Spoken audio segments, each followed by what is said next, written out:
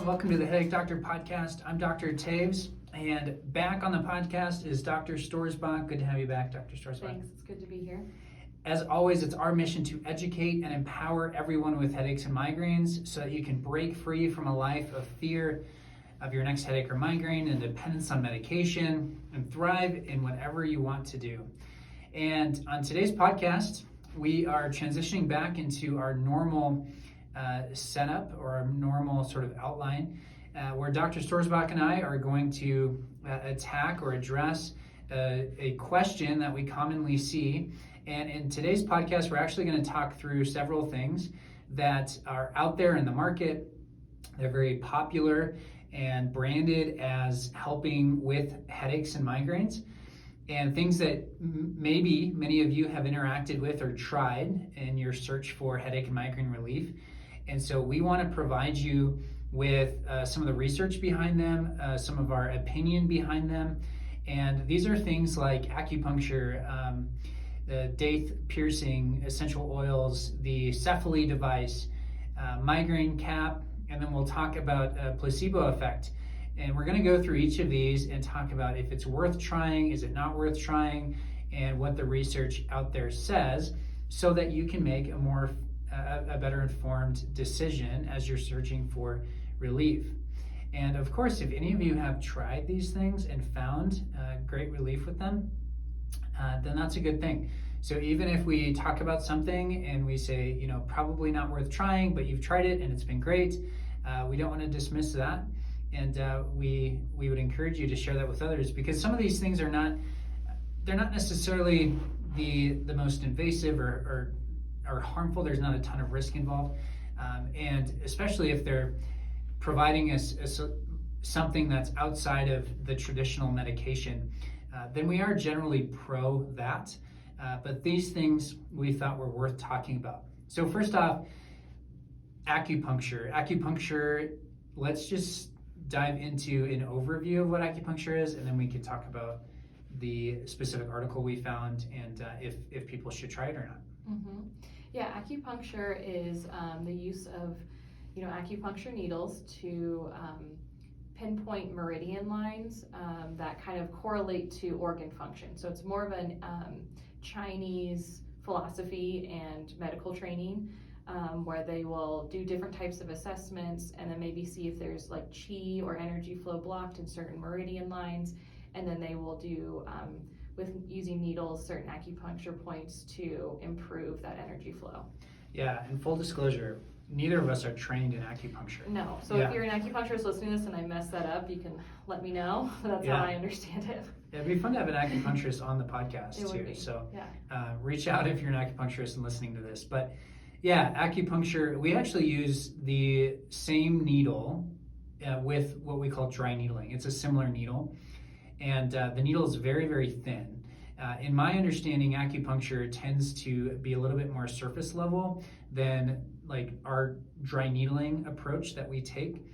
And the difference, just as we're talking about acupuncture, dry needling is intended to impact and affect muscle tissue, where the intent of acupuncture is more impacting those meridian lines, which would be more energy within the body.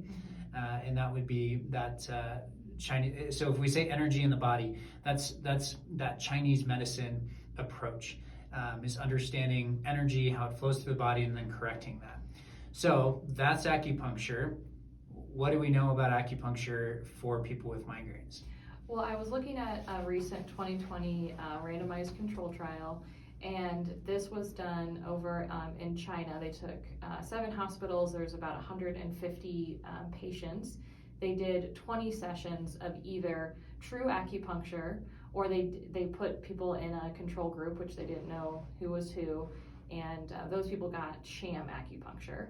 And so they basically just took a few different outcome measures, but the main takeaway was that compared with the sham acupuncture, the true manual acupuncture did result in a significantly greater reduction in migraine days at weeks 13 to 20, and then even in more reduction between weeks 17 to 20.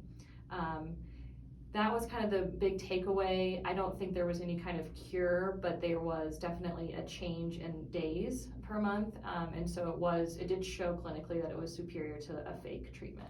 Yeah, a few things as I'm looking through this, and as we were talking earlier, acupuncture is similar to our approach, where you would have to stick with it, and that's what this study is showing, is these people at weeks 13 to 20 started to see that reduction, and so they had to go through the process. They had to stick with it, so 20 sessions, and oftentimes when people are committed, when they're willing to go through a process, they just tend to get better.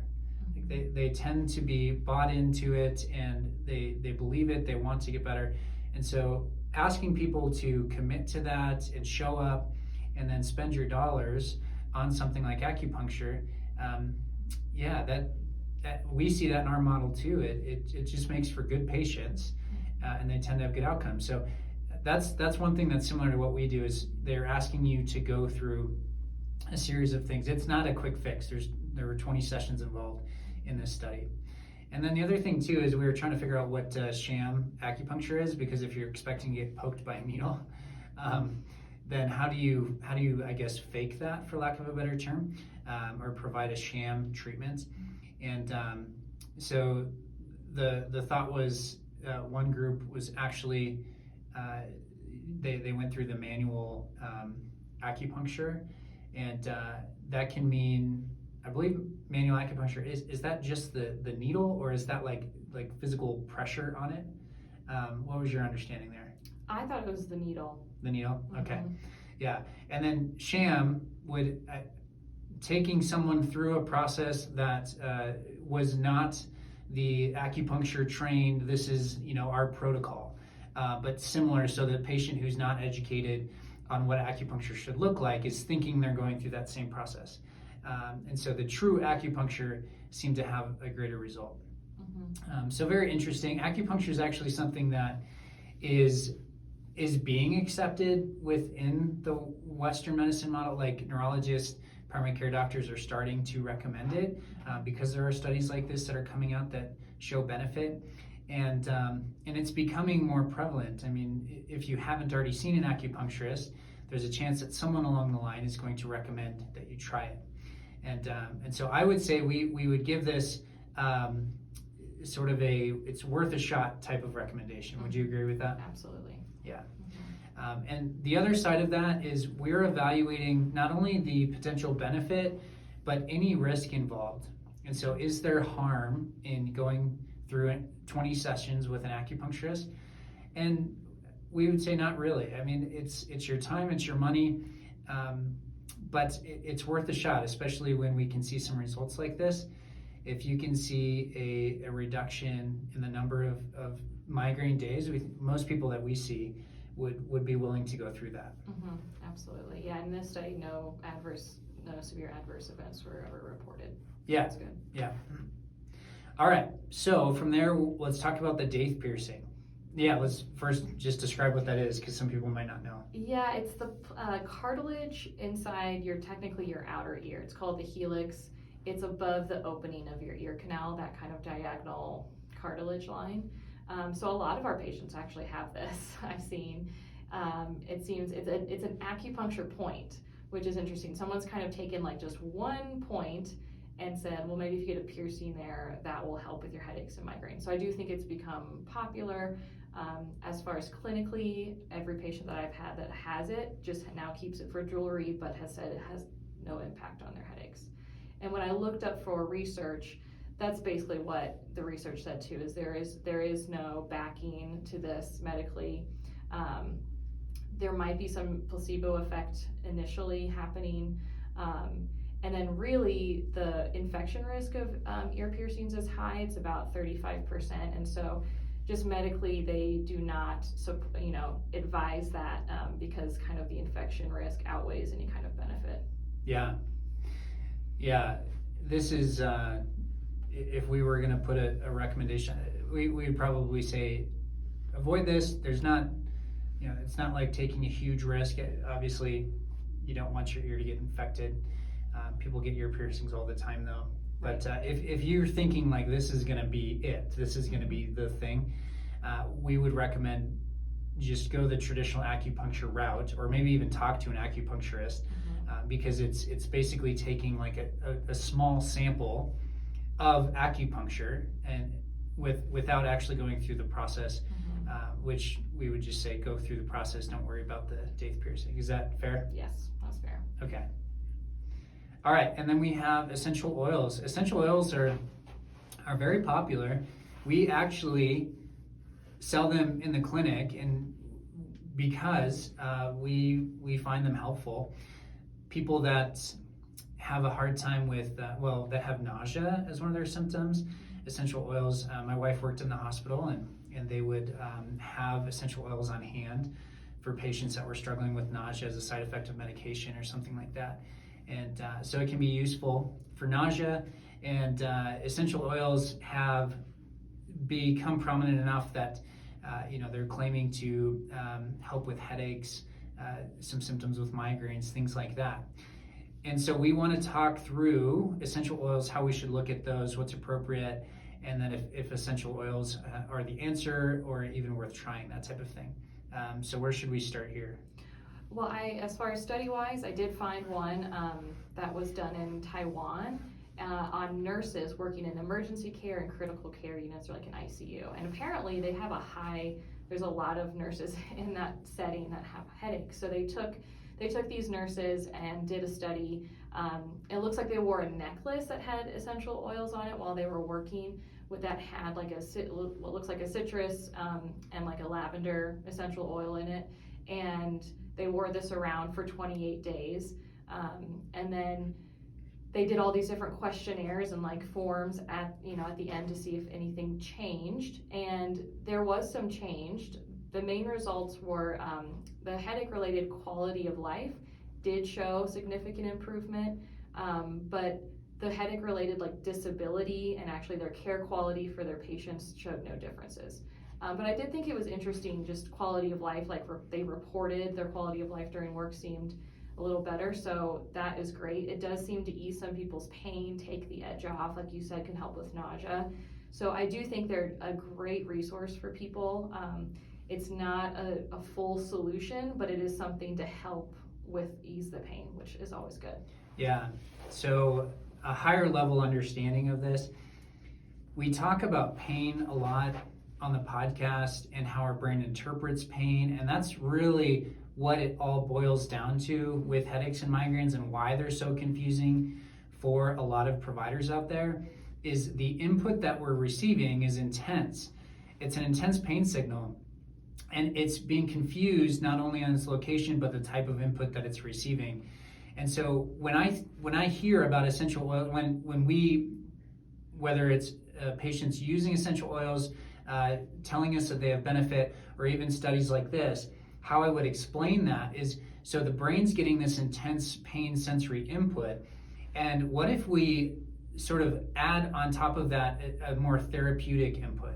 And that could be sensory, visual, as we talk about green light being calming for people with migraines. And so people with headaches and migraines especially, they're going to have these sensitivities to any harsher inputs, so like bright lights, strong scents, things like that.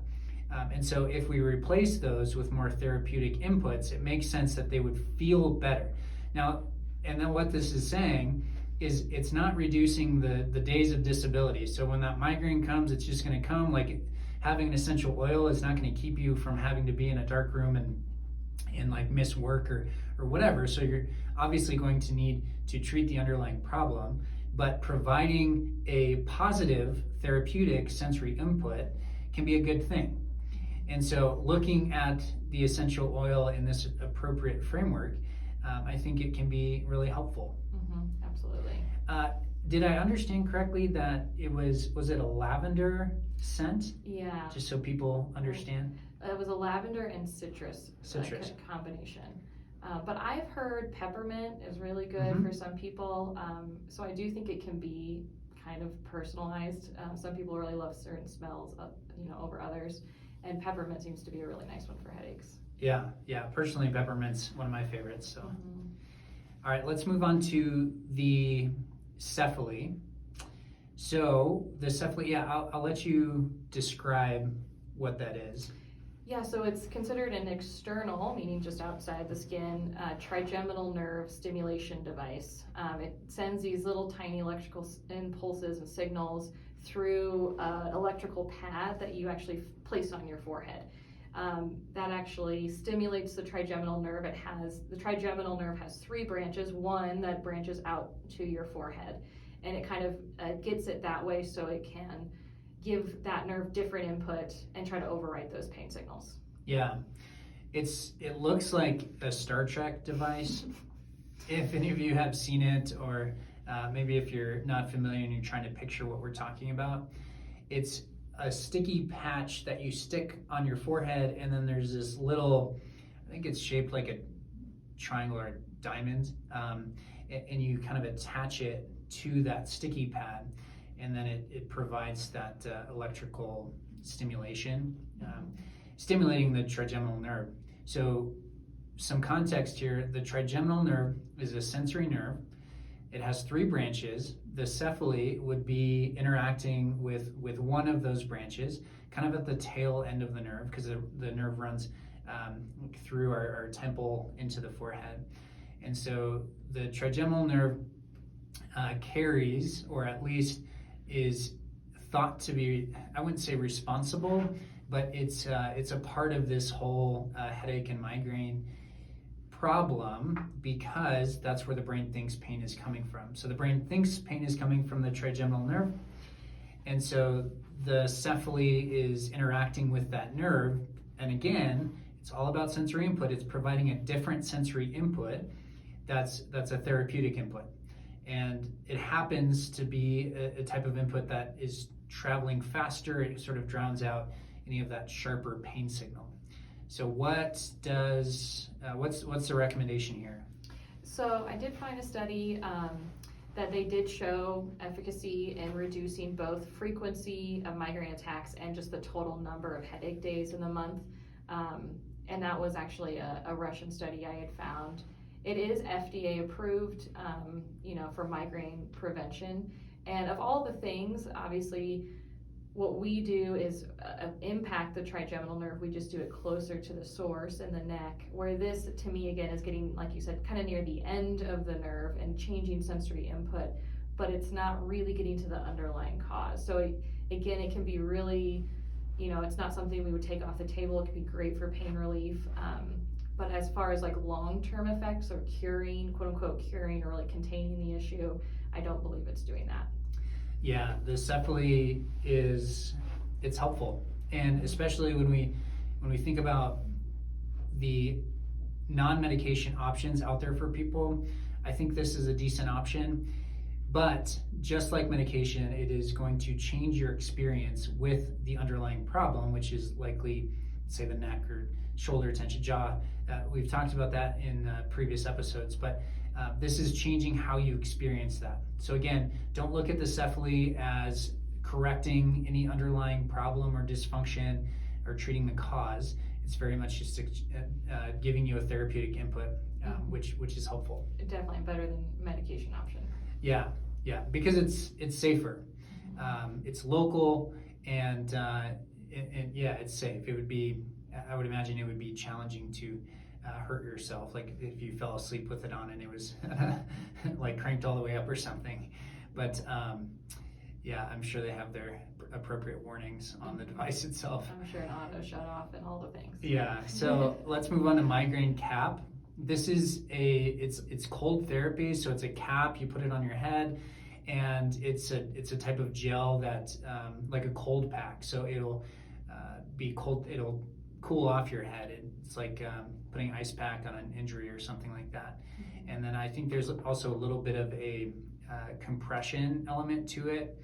And so what did we find here?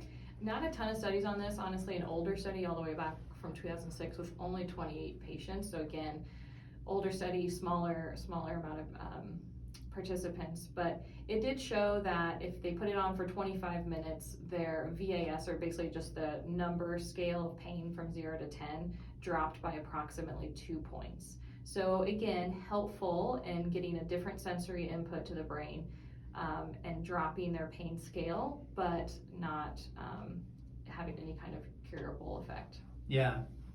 And I would argue everyone puts this on their head. I tell people to use these on their neck. If they're really sore, having a really tense day, that their upper neck and along the hairline, if you're going to use that pack, sometimes can be even more effective along the neck, because that to me is closer to the source than around the head. Yeah, that's good. I like that. Again, this is changing sensory input. It's providing more of a therapeutic input than a painful input, and that's why it can be helpful. Utilize the things that we've listed above in ways that allow you to reduce your need for medication. That would be a takeaway here. And but yeah, some helpful things. Nothing yet that we've talked about that would address, like we've said, the source, the actual underlying problem. So the I guess damaging thing would be to assume that these things are treating the underlying condition and only use them, whereas they should be used for pain management while we address the underlying problem. So lastly, let's talk about placebo. Placebo is this word that's thrown around within healthcare, and it's used oftentimes in a negative context where it'll be slapped on a type of treatment and say, well, that's just placebo.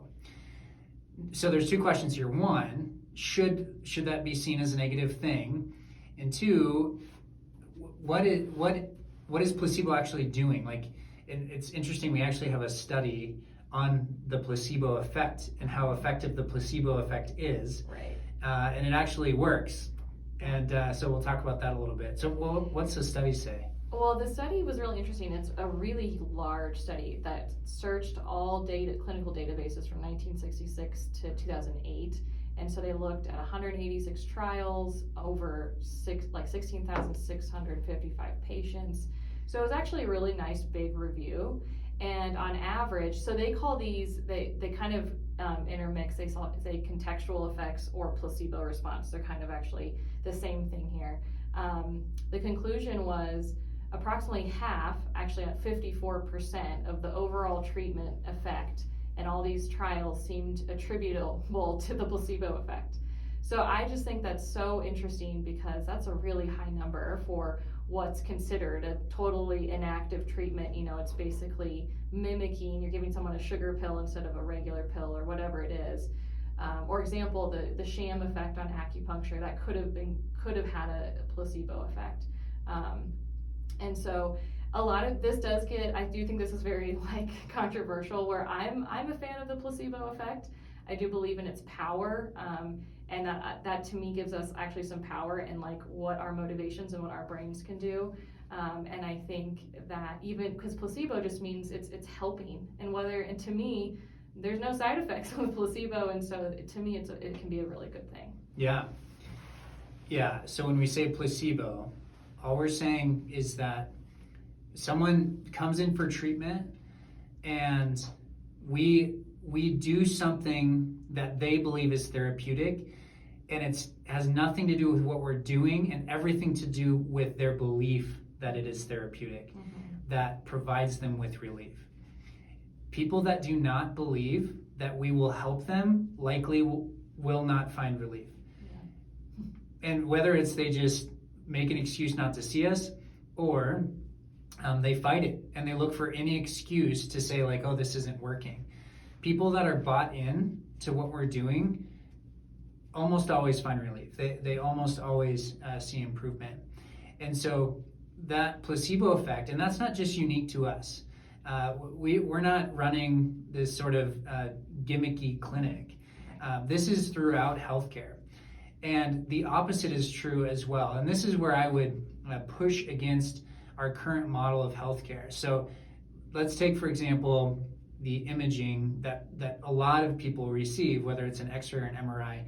Maybe this is stepping a little bit away from the headache or migraine category, but take, for example, you have low back pain and you receive an x-ray or an MRI and they show you all of these degenerative changes and they say, look, you've got a bone spur, you've got stenosis, you've got a herniated disc, you should be crippled, you shouldn't even be walking, like how do you not have pain all the time?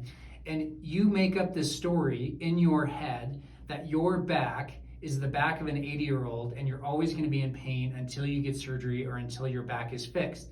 Well, that story you're telling yourself will likely manifest itself as actual back pain. You will likely think of your back every time you move or feel a little tweak. You'll think of these bone spurs and that herniated disc squishing, and you'll think, oh my gosh, I can't move my back, I can't function anymore, and that'll actually increase, like perpetuate the problem if you had a problem in the first place.